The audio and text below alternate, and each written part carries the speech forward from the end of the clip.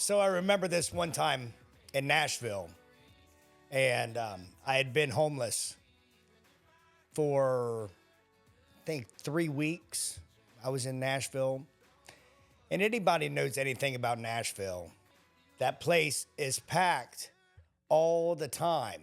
It's the only place I've seen in the world where it's a 24-hour party. 7 days a week, anywhere in Nashville, you are going to find a party. That'll take meaning here in a second. I mean, no matter what time of the day. And like I said, what I'm about to tell you will have some meaning to that. So I have pretty much been at my wit's end. Been staying up because you can't sleep when you're homeless in Nashville because either one, you take a risk of someone robbing you. Two, you take a risk of someone killing you. And that's pretty common down there. And, I just hadn't slept in weeks. And I was just so tired. I was so hungry. I've tried so hard to find a job to get on my feet and just could not find a way. Was just having a really rough time. And I believe it was a Thursday or Friday night. Super busy down there. They call it on Broadway, where there's this little section where they sell hats and they got a food trucks right there. And there's a little section of grass. Some people, sit and eat their food and everything. Well, I decided it was time to lay down. And man, I just remember feeling so lost and so alone. It was the first time I realized that I was all by myself. By then I had lost all my family. It was just, I knew I didn't have no one to call. I didn't burn every bridge I had going on. So, man, I'll be honest with you. I cried myself to sleep.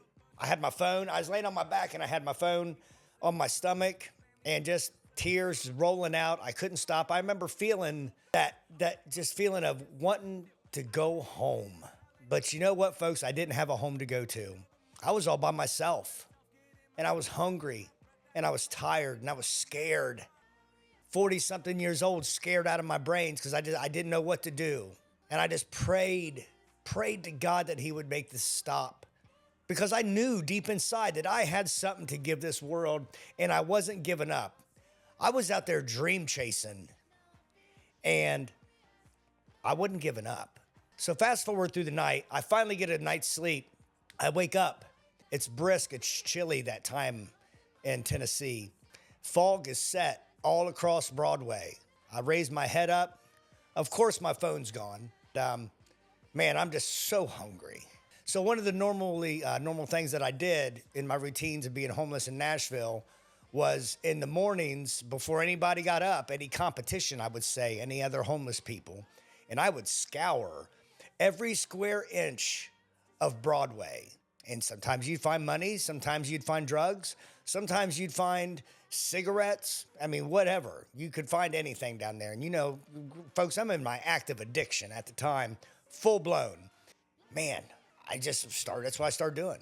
I started walking around and so hungry. And something I didn't paint the picture on was, folks, there's not a soul around. It's so quiet. There's not a soul around. I was just like, man, this is super duper weird.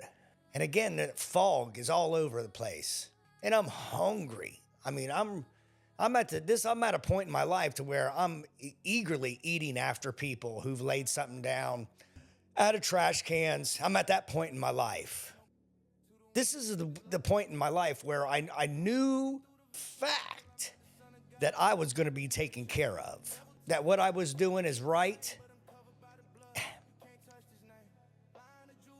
When you're in active addiction, I don't want to drift too far off here, but sometimes you think you're doing right and you're just a slave to the drug and you just don't know no better until you get clean. You don't know any better. So again, this is the moment I knew that I was taken care of. Get this, folks. Hold on to your hats. Check this out.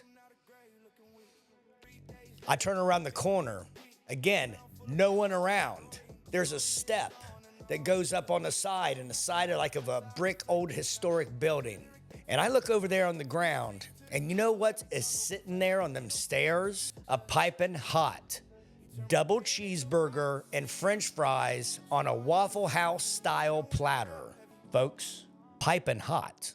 Again, let me say it again. There ain't a soul around. I got dew on me. I'm wet from the dew. Fresh woke up, 6:30 in the morning. And usually there's people all around Nashville at all hours of the day, 7 days a week. I knew right then. I knew. And this thing, dude, it was so hot, it had to just come off God's Grill. God's Grill. That's the way I seen it. And I ate that thing and I felt so nourished and I felt so blessed for a short period of time. That really carried me through, because you know what? I mean, the devil will steal the blessings away quick if you don't let him. And I'm in my active addiction. I don't know nothing about myself yet. I haven't even begun to even think about rehabilitation yet. I'm trying to stay alive. And you know, it was that moment I knew that God has me under his wing. He's got control. What I didn't know is how much he really had control of me. You know, shoot, man, back then, bro, I didn't even know this kind of life existed. I didn't know that I had it in me to be successful, to be an entrepreneur, to be a speaker, an author. They ain't know what to own my own place. Get out of here, man. Those were far-fetched dreams. But I tell you, folks, it was that day in Nashville that I learned that God was with me.